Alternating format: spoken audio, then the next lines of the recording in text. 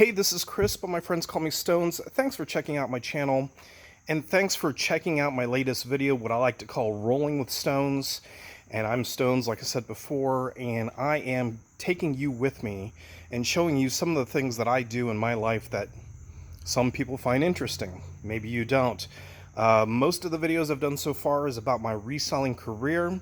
As of June 1st of last year, I lost my full-time job in the insurance business. Not a job that I loved to begin with, not a job that I wanted to stay with, but I had an opportunity to do something different, and this is what I've been doing since June 1st of last year. I go to yard sales, I go to garage sales, I go to estate sales, I go to normal stores, I go to thrift stores, Amazon return stores, pretty much anywhere where I can buy something for the cheap and resell it for a profit to make a full-time living.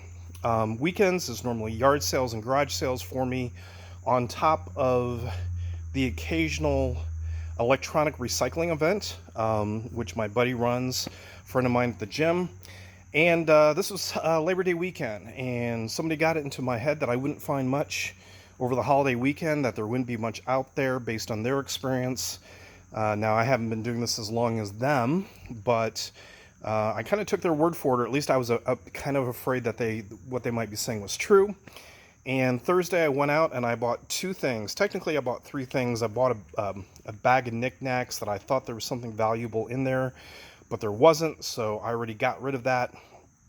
But I bought these two change a lock kits for $1.50 a piece, and they're not worth a whole lot. I have them listed already for, I think, $15 free shipping for each one. And that's all I found on Thursday, and I don't expect much on Thursday. But on Friday, I hope to find more. And I first went out and I was striking out and I wasn't finding much. And I thought my friend was telling me the truth about the holiday weekend. But then I started finding more stuff. So she wasn't completely correct. So the first yard sale I went to, everything was a quarter.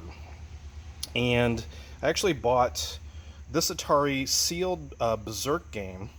I couldn't believe I found this for 25 cents. I actually bought three other DVDs because I didn't want to give them a $5 and make them break a $5 bill for a 25-cent purchase. So at least I could buy $1 worth of stuff and make it a little bit easier on them. Those DVDs were worthless. Yeah, I could make a few bucks on them. Maybe I will. Probably will donate them.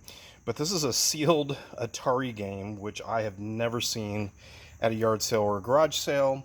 It's got a damaged box. I remember playing this game as a kid, and I know with the newer systems, there's cheat codes and there's hidden places in certain parts of the game that you could research and find out about. But back in the day, Atari didn't have those things. What they had was glitches, and this game had a glitch in it. What this game was all about was you ran around, you were this guy, and you ran around shooting these robots that tried to shoot you. And the walls around you were electrified. You couldn't touch them. If you touched them, you died. But there was a little trick with the game, if you knew about it. If you got close enough to the wall, just close enough, you could shoot through the walls and hit the robots, but the robots couldn't do the same thing. The problem with it is if you got too close, you got fried and you died. So I remember that fond memory of that game. But this is it's slightly damaged, but I just listed it already for $40 free shipping, but pretty good item for a 25-cent pickup.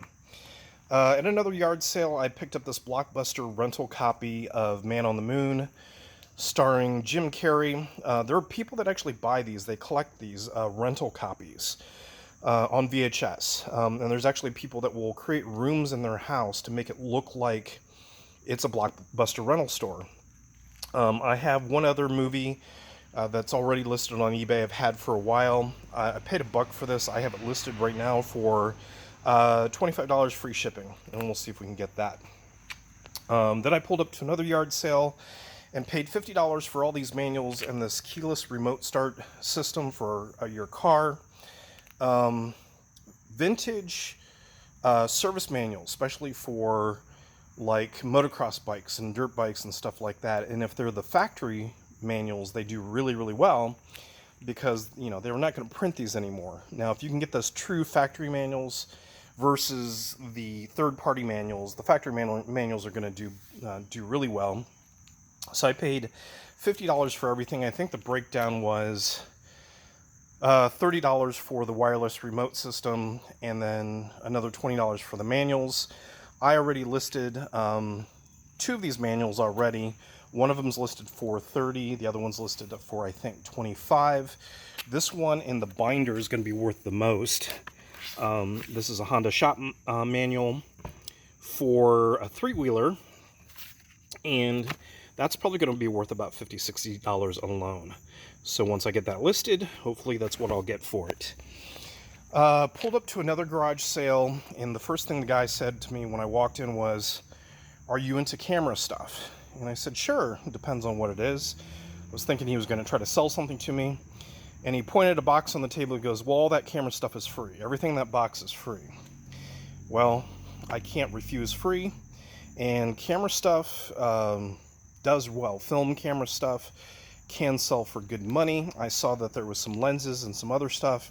I felt bad about walking away and just taking something for free, so I bought 3 of these vintage shirts for $1 a piece. Nothing special in those, but I felt better about taking the box of free items.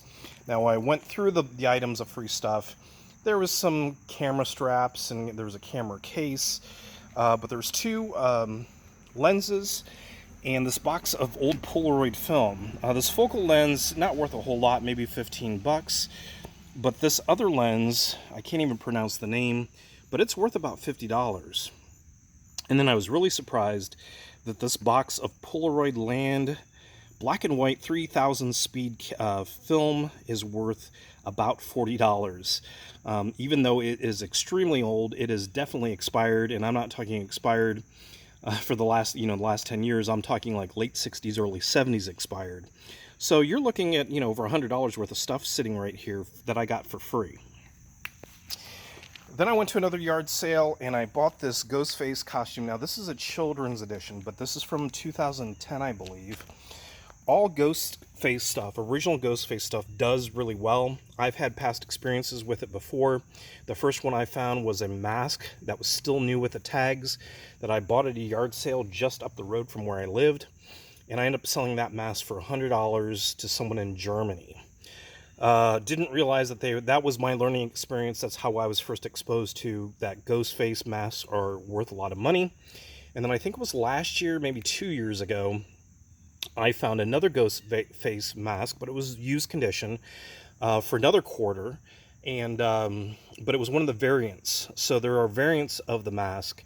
Like there's ones where the face is longer, the chin is longer, the tongue is longer, the tongue is sticking out. Like the classical mask, or the mask that everybody knows from the movie, is this one right here. But there's ones where the tongue's sticking out, the eyes are more twisted. There's ones with teeth. There's ones that are red. There's ones that are blue. There's ones that are glow in the dark. All those variants are worth money. And I paid $25 for it, and I think I ended up selling that for like, I want to say it was like $90 to someone. This is the complete kids costume, not worth as much, but it still has some value. I paid $5 for this. I'm hoping to get about $50 for it. And then I was ready to come home and call it quits and thought this is the best that it was going to be. But then I saw this tiny small sign for a garage sale. Barely saw it, almost missed it, almost passed it up. Caught my eye, so I turned around and I found the yard sale. It was actually more of like an estate sale per se. What it was, it sounded like, according to the people that were running it, it was someone who lived there that either got evicted or they just left without telling anyone and left the house full of stuff. And they were just trying to get rid of everything so they could get the house ready for a new owner or a new tenant or something like that. And once again, I come home with a bunch of video games. I saw video games piled up in the living room on a table. If you saw my last videos last week, I bought a large collection of video games, mostly PlayStation 2, for $50. The week before that, I bought a big duffel bag of video games, mostly PlayStation 2, for $40. And I am up to my gills in video games, and I really don't need any more, but they sell well. And so I grabbed a bunch, like a stack of like 10, took them over to the people, asked them how much they wanted for it, and they only wanted 5. So based on that price, I was like, okay, what do you want for all of them then? If you're only wanting 5 for like a stack of 10, what do you want for all of them? And we kind of went in and looked at all the other ones. He asked me if I had seen the systems that were in another room. I said no, and he pulled out this PlayStation 2 and this Nintendo Mini. PlayStation 2 has cables, but no controller, and the Nintendo Mini is complete. So I offered him $60 for everything. And I already looked through some of these. You know, the Mini is worth $60 alone. If it works, it's worth $60 alone. Now be careful on these because there's a lot of counterfeits that are made and bootlegs of these.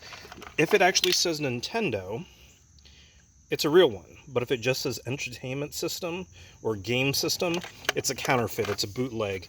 And if you try to sell those on eBay, eBay may remove your listing. So I counted over 50 games plus the 2 consoles that I paid $60 for. Some of these games are really good. Again, PlayStation games, PlayStation 2 games. And this guy was really into the adventure, fantasy, anime type of feel games. And a lot of those titles do really well.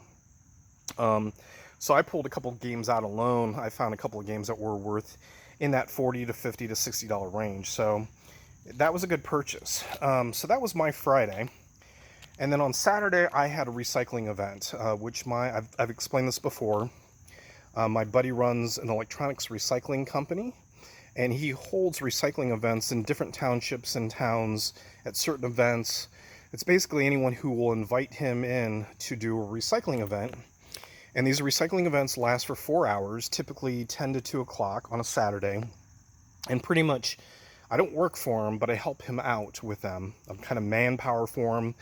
And basically my reward is I can take anything that was donated.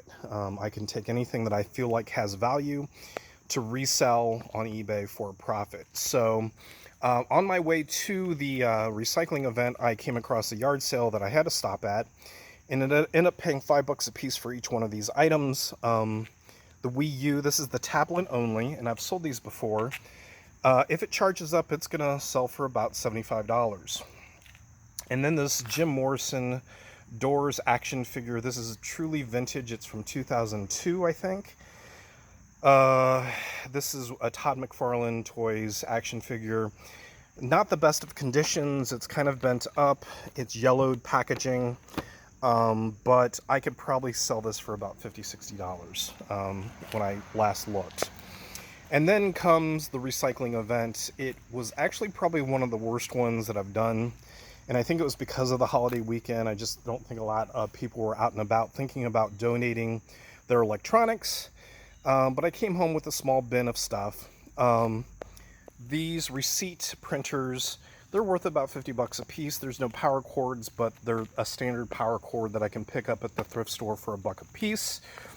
I did get a PlayStation 2 Slim, just the console itself. I don't know if I'm going to list that as is or try to get the cables to test it. There's a TI-84 Plus calculator in there. If it works, it sells for about $67. I got another one of my printer heads. I've run out of those. I sell those for $100 free shipping. This old vintage camera, I don't know how I can prove it works, but even for parts, it's worth about $100. And then there's a bunch of other knickknacks and stuff in here. Just for fun, there's a Nintendo DS Game Boy charger down there. And some other things. This camera, it may be worth something. But not too bad, but not the best either. But it wasn't busy, so I wasn't like I worked extremely hard for what I got. So there you go, Labor Day weekend. Did you guys do really well? Or was it kind of weak because of the holiday season? Let me know. And subscribe, and share, and follow, and all those things. Again, thanks for watching.